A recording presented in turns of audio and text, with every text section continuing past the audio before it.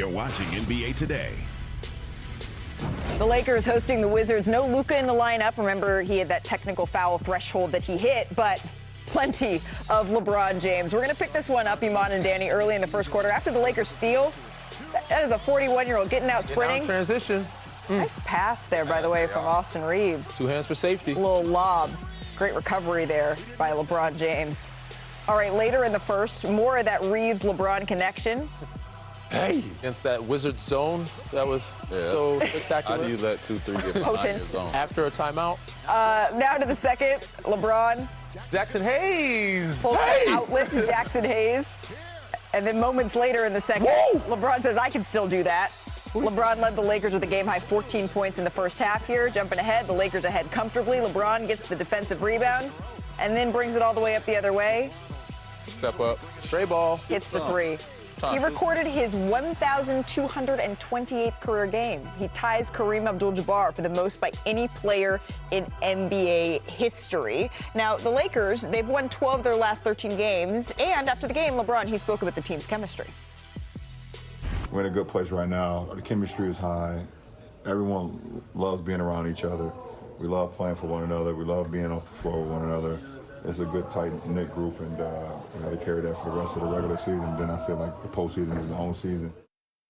All right, so after LeBron ties Kareem for the most career wins there, he's got to turn right around and do it again tonight. We're joined now by our senior writer, Dave McMenamin. Dave, we heard from LeBron there, but it feels like this team is finally clicking on all cylinders. Inside the locker room, what are they saying? I mean, winning cures all, but the way they're winning is playing for one another. You have a lot of guys who are comfortable in their roles. Look at what the centers did last night. DeAndre Ayton, perfect from the field. Jackson Hayes, perfect from the field. They're both getting blocked shots. They're both setting screens to get guys like Luke Kennard open for three.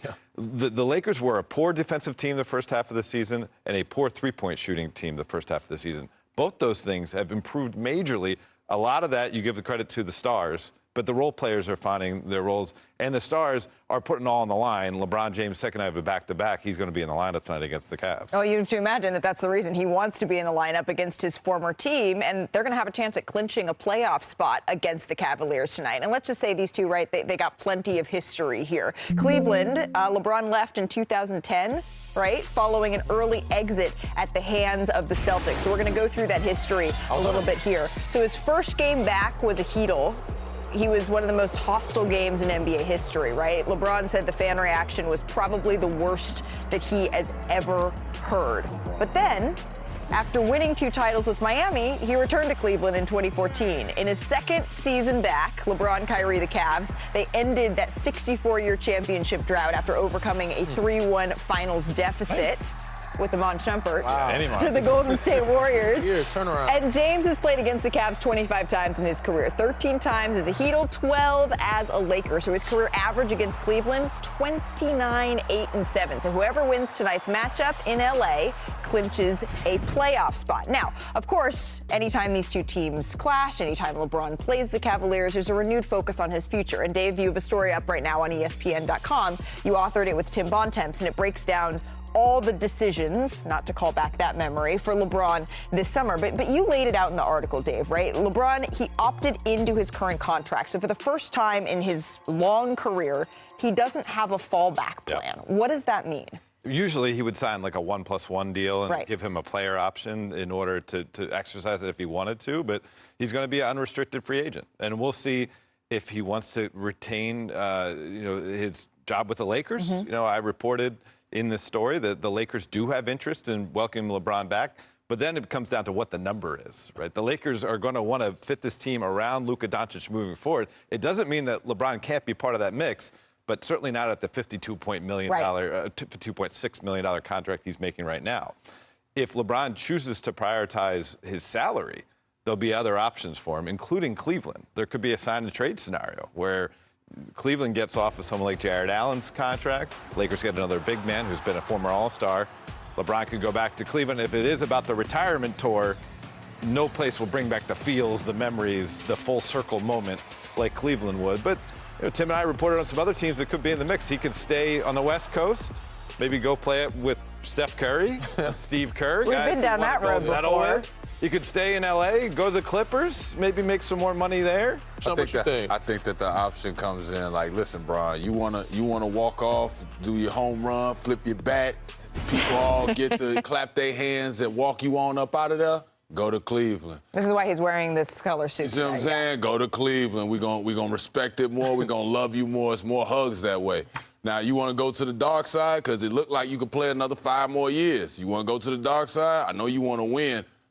Wimby over there chilling. Okay, San Antonio. We have Denver wanna mentioned as a win. potential in the story as well. I think he'd prefer to stay in LA, but I don't see him taking that much of a cut. Like, he's not prioritizing his contract as the main thing, but he's not going to take that much less of a deal to stay home. And he shouldn't, because of what he's done for the organization, what he's done for the game of basketball. And the teams that are able to afford him, Cleveland, is where he should end up, and brings Bronny with him and have his farewell. You know, tip his hat. Bring Bronny with him, though. Yeah, bring Bronny with him. Yeah. It's like Giannis, man. Giannis bring his brother, bring his son, man. It certainly seems like he's going to play another season based on all the vibes right now. But he needs to make that decision earlier rather than later if he wants to make more than a smaller salary, because teams are going to use up that cap space in other players. Right. It is an option, but I highly doubt that anybody in the world is thinking that he's going to leave without a farewell tour. I don't know. Farewell tours don't necessarily always coincide with winning. It's a big undertaking. So usually when you see these huge farewell tours, it's not on a team that's competing at the highest level. And so those two things would be hard to balance. But as you mentioned, Dave, whatever LeBron decides to do, he does have to let teams know at some point, not just so you and we can take a vacation this summer, but also because the teams are going to have to allocate that type of salary. And in case you needed a reminder, LeBron James, he's already the all-time leader in games, minutes played, points scored, made field goals. Also, he ranks 4th all-time in assists and 5th in triple-doubles and can continue to climb up the ranks. Dave, thank you so much for that insight. Lebanon. All right, let's shift to Miami. This is last night. The Sixers and the Heat squared off in a battle of the potential play-in previews that we're going to see here as you're taking a look there at the bottom of the Eastern Conference. We're going to start out in the first quarter. By the way, the Sixers all healthy here. Paul George. Edgecombe. Lobs it up to Edgecombe. Way upstairs to the attic. Slam.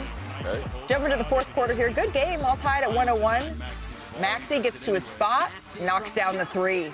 Everywhere's his spot. Good. Basically, after this, it was here comes the Miami Heat. Yep, that meltdown at the end. Damn, going upstairs. Powerful putback there. And then a couple plays later here, Tyler Hero catches it, knocks down the 3. So Miami takes the lead here off of this, and it was just the Heat was turning up now. Next Heat possession, I need a hero. Feeling it in this 30 one. Ball. Let him know. The Heat closing it out. Tyler Hero once again driving to the paint here. I need a floater. Floats it in. The Heat went on a 14-0 run, guys, to close out this game. And here's what Tyler Hero had to say about the Heat's play-in status. I don't want to say we're play-in champs, but we're trying to work our way out the play-in. And, you know, at this time of the year, anything can happen. You know, we want to play our best basketball. This is one step in the right direction. Just got to keep going. You know, this is an important stretch for us here. Got another one at home, and then we go on the road, so we got to take care of business. When you think about it, they kind of are the play-in they're champs. experienced. They've gone from the play-in all the way to the NBA championship game. All right, let's go coast to coast, get you caught up on the action from around the NBA. We're going to start with the Cavaliers. Evan Mobley, Donovan Mitchell, they each had 34 to hold off the Jazz. Cleveland, they've won 7 of their last 10. They're now 1 game behind the Knicks for 3rd. Iman, what's impressed you most about your former squad?